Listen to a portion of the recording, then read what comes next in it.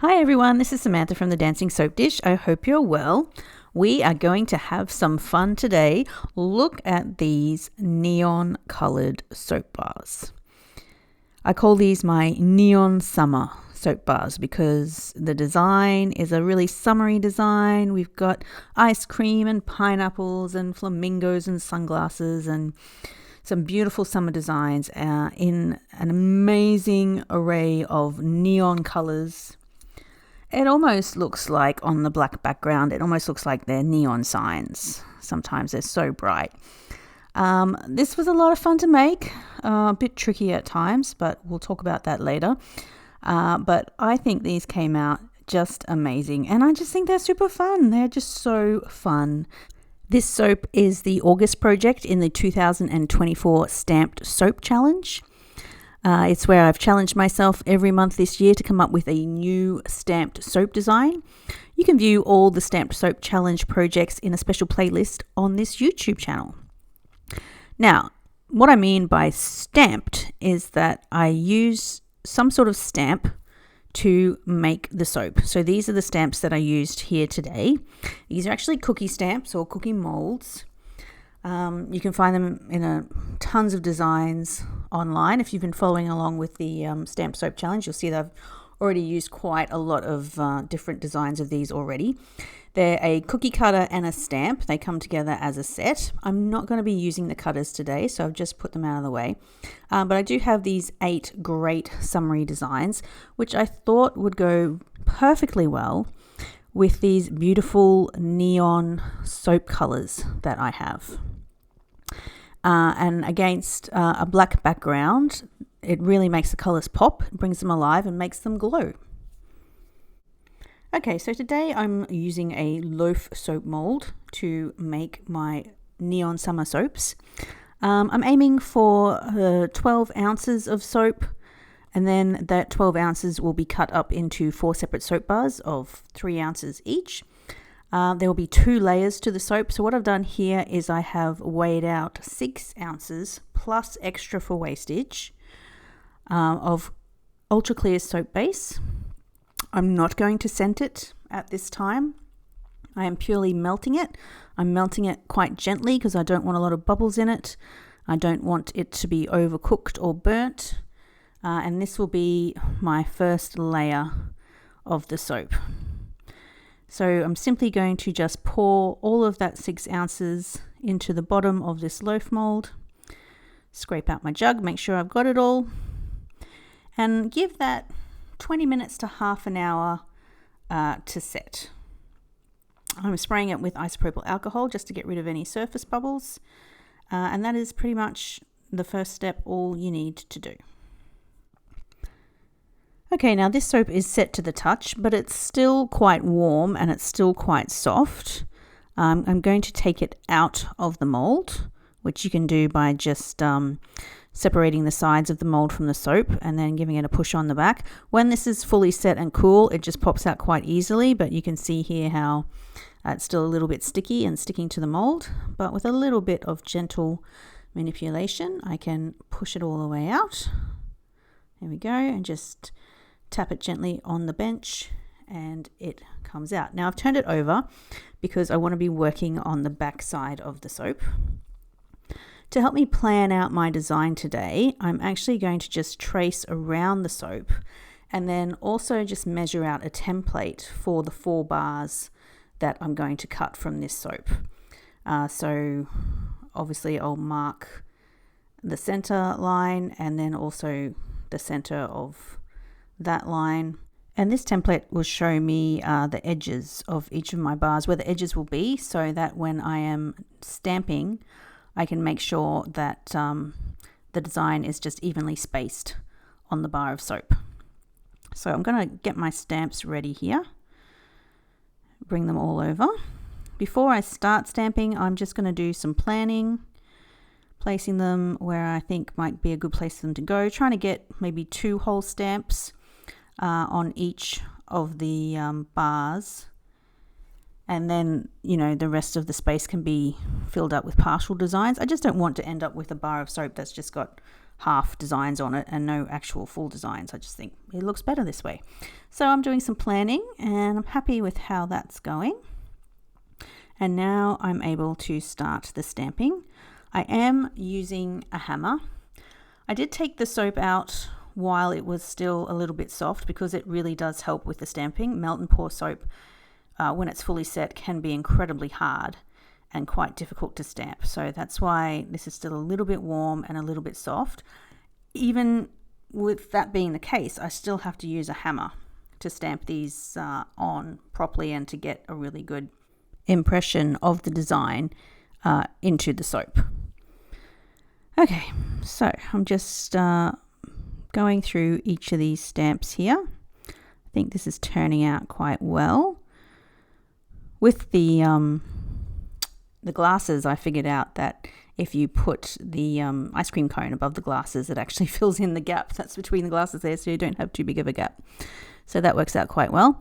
Now that I've done full designs of each stamp, I'm going through and filling in all the gaps just with partial stamps. So here I'm stamping this pineapple just on the edge there and this palm tree here. There's a little bit of room down here for another cactus, a little sun, and just sort of filling in all these little gaps here to make sure that there's not a lot of space left. I do have this little bit of a space here. It's too late to put a stamp there now. I'm not quite sure what I'm going to do with that because everywhere else is filled up quite well. There's even a tiny bit of room here, which I will put another leaf. There we go. But all in all, I'm pretty happy with that. It's looking pretty good. Is there any gaps left? Let me see. No, I'm happy with that. Let me turn it around and give you a look. There we go. So there is a beautifully stamped slab of clear soap. It's a very cool design. I really love these stamps. They're so great. Cool design there. And the stamping process is complete. The soap colouring I'm using today I got from Aussie Soap Supplies. It is actually originally a powdered pigment. The reason why mine is liquid is because I have bought it already dispersed in glycerin for the purpose of soap making. But normally you'll find your neon pigments are actually powdered. And you can buy powdered pigments. Well, I bought these from Aussie Soap Supplies here in Australia, but I know that in the US, Mad Micas sells some amazing neon pigments. The place I bought these from, you can purchase them as a powder, or you can purchase them already pre-mixed with glycerin. And I think you can even order them as color blocks as well. The reason why it's pre-mixed is these pigments can be difficult to quickly blend with soap, especially melt and pour soap, when you're sort of restricted by how long you can work with the soap because it starts setting. Mixing these pigments in can be quite tricky. So that's why pre-mixing them with glycerin is a great way to make sure that they mix into your soap fast and easily. But normally when I do soaps like this, and I think this is about the 4th or 5th time in the stamped soap challenge that I've been sort of painting colors into, grooves of soap that I've stamped. I always use the dry pigment and some isopropyl alcohol to make up a little paint, and then I paint that into the grooves. And I totally recommend alcohol over glycerin any day of the week. Glycerin is a much more thicker liquid. It's sticky. It doesn't dry. Obviously, the alcohol evaporates fast and quickly and neatly, where this is sort of a sticky mess. So if you do have the opportunity to get your neon pigments in a powder form, I would recommend you do that instead of getting them mixed with glycerin, because this was tricky. The orange especially was just running everywhere, and I had to use a toothpick in some cases to just scrape out the orange from places where it had run into that I wanted to be a different color, especially the flamingo. So a toothpick works well for that if you have that problem. But ideally, you should be using the powdered pigment and alcohol.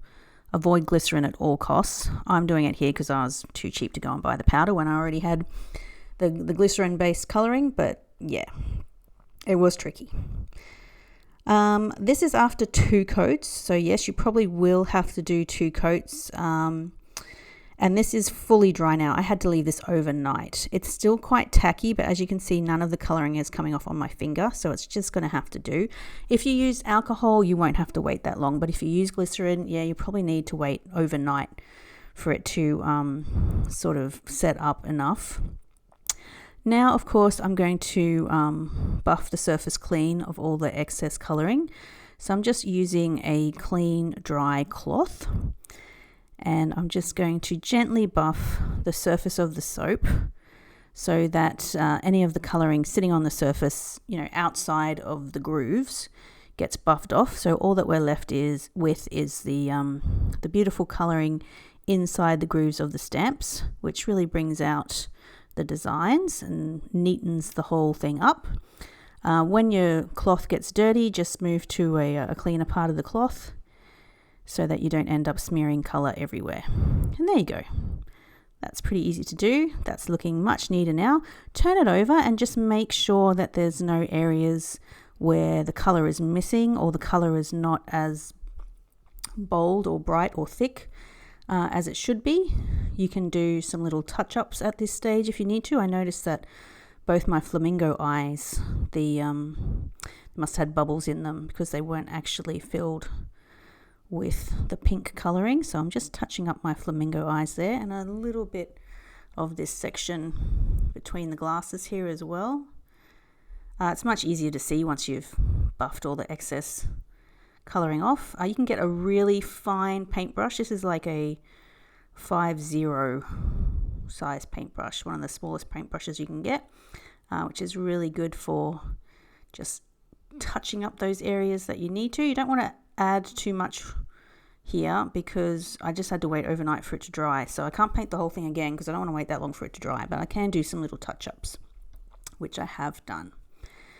Now, what do you think of this? How fantastic is this looking? I'm loving it. Now, I have a decision to make. What color should I use for my background? I mean, this is such a great design. I'm looking at it now and I'm thinking it would look really good with a white background or a black background, and I'm really not quite sure which way to go. So what I did is I got some colored card, a white piece and a black piece, and then you can put your soap against the card and just decide which color you prefer. I think that looks fantastic as white. Now let's have a look at what it looks like as black. Wow, okay, there you go. So yes, it looks fantastic as white, but you can see that the colors do pop more against a black background. So that is what I definitely will be doing. Okay, just pop this out of the way now. So there's just little tips and tricks like that you can use when making decisions about colors for your soap projects. Okay, now it is time to pop this back into the mold. Preferably it goes back in the way it came out. If you find that it's, see how it doesn't quite fit well, that was sort of because I did push out some of the edges when I stamped them because the soap was quite soft. If you need to trim it in order for it to fit back in, go right ahead. I think I had to trim a little bit off some of the sides here, but there we go. It is, it's back in. I've noticed now that it's back in and some of the sides are being pushed. It's actually pushing the color up out of the design. So I'm getting some little puddles sort of appearing on the bottom here, which I'm just sort of patching up. I'm also trying to push this down without getting my fingers on the color because it's still not 100% dry. I mean, the glycerin will never dry. Glycerin does not dry. It's glycerin. But yeah, I'm just pushing this down as far as I can. Look, I can tell that there is a gap underneath it. There might be some seepage with the next layer that I pour. Just going to have to tackle that if and when it happens. But I'm just making sure this is pushed all the way down and that I didn't smudge any of the design when I pushed it down, which Yeah, some of that glycerin is starting to ooze up out of the design. Again, something that wouldn't happen if you used alcohol.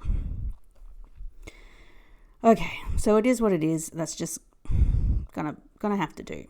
I can't afford to spend any more time fussing about with this. All right, now it's time for the second layer. So again, I'm just going to measure out exactly the same amount of soap as my first layer. So that was 6 ounces plus some extra for wastage.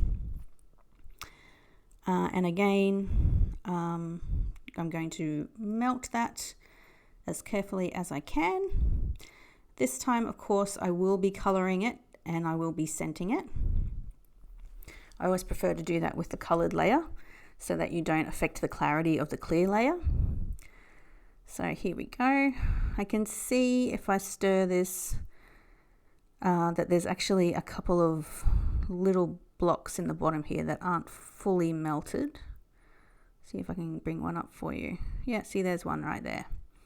And I need to make sure that that melts before I color the soap, because while it's a block like that, it won't take on the color. And so if you do color your soap and then pour it with little bits in it, you'll have little bits of clear in your soap, which you don't want. So I'm just, this is quite hot, this soap, but it just needs a little bit of an extra stir, which should melt any of those small blobs of unmelted soap. And that's what I'm doing now. Trying not to put too many bubbles in it as I stir. I'm going to start coloring it.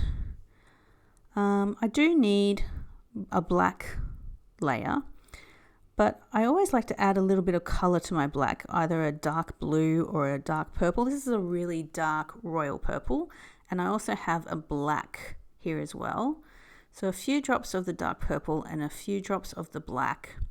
And I just find you get a better color that way. Sometimes black, if you want really, really black, you have to use sort of too much coloring and it ends up sort of gunky and yucky. And so I find if you use a dark blue and or a dark purple pigment with your black pigment, you get a better result.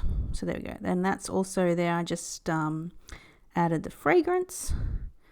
So I'm going to give this a really good stir to make sure that the fragrance and all my colors are fully incorporated. As you can see, the soap definitely has a little purple tinge there. I think that's quite pretty. But looking at it, you know, when it's thick, it definitely looks black. There we go. All right. Just checking that there's no blobs in here that haven't taken the color.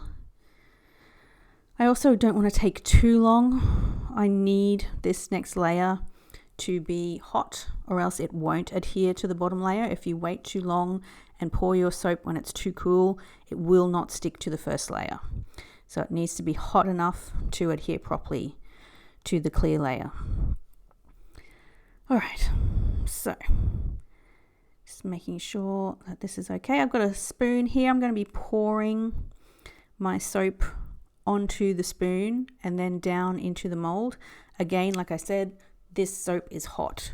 So while I want it to be hot so it will adhere to the clear layer, I also know it's hot enough to maybe smudge the color work that I've done and the colors that are inside my design. So if I pour it onto the spoon first and then it sort of flows off the spoon down into the mold, there's less a chance there of it smudging my design as I pour it.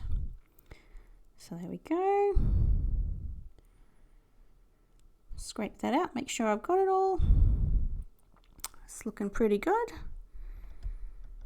I now just need to spray it with some alcohol, get rid of those bubbles, and also just spraying it with alcohol around the edges as well. Make sure that the soap moves evenly to the edge.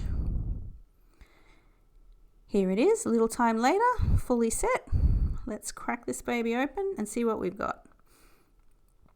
Okay, so I'm going to pull the mold away from the sides. And when I turn it over, you can see where some of it is stuck to the bottom of the mold. It means there has been some seepage down the sides and underneath the clear layer, which I did anticipate. It's okay, it's not a catastrophe, don't worry. There's bits of it that haven't stuck to the clear, which is good, and I can just peel those straight off. Here we go. But there are some other bits that are sticking to the clear in places where I don't want dark soap.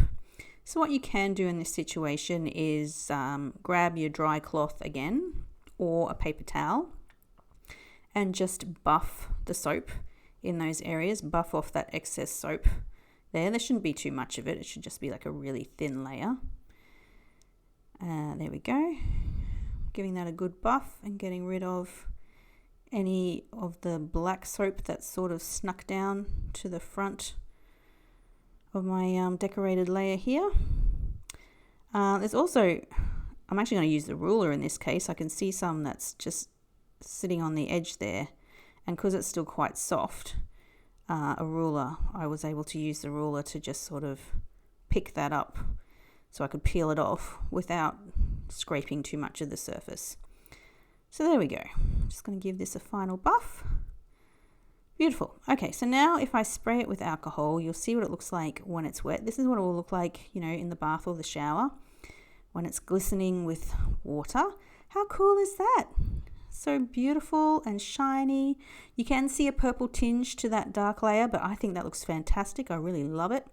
It is kind of a little bit transparent too, which I think works well. I'm very happy with that. Okay, so I'm very, very quickly going to show you the cut because I think people will want to see the cut. Yes, I measure when I do my cutting. I can't help myself. I'm a perfectionist.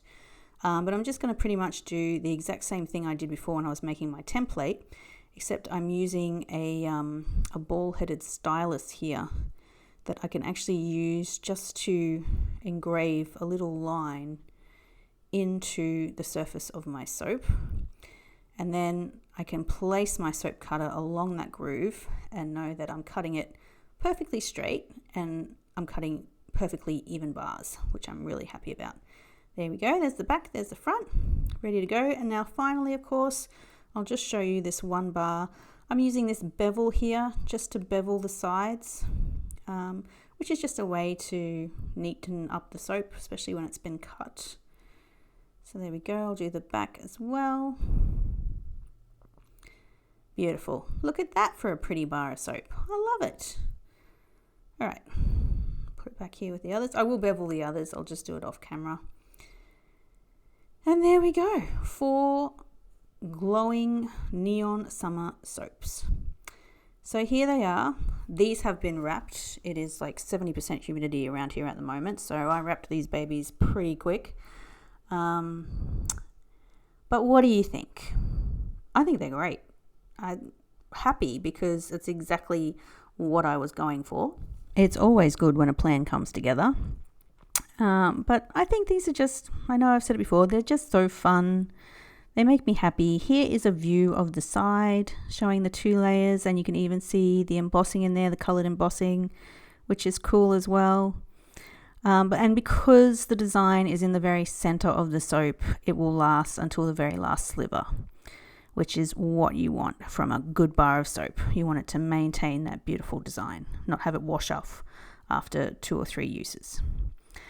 All right, well, thanks guys. I hope you enjoyed this tutorial for Neon Summer Soap today. Don't forget to like and subscribe if you like what I do, and please give this video a thumbs up if you enjoyed it. Until next time, enjoy.